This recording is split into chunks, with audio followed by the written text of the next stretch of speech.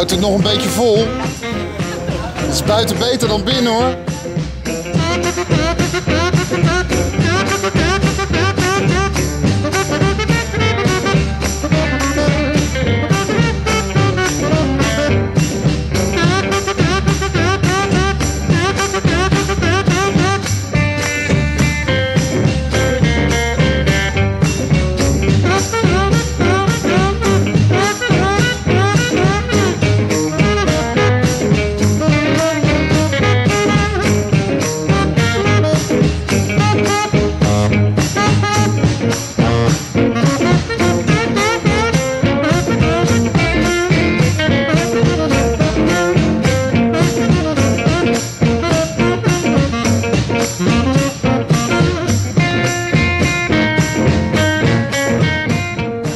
Wie komt er uit Zeewolde?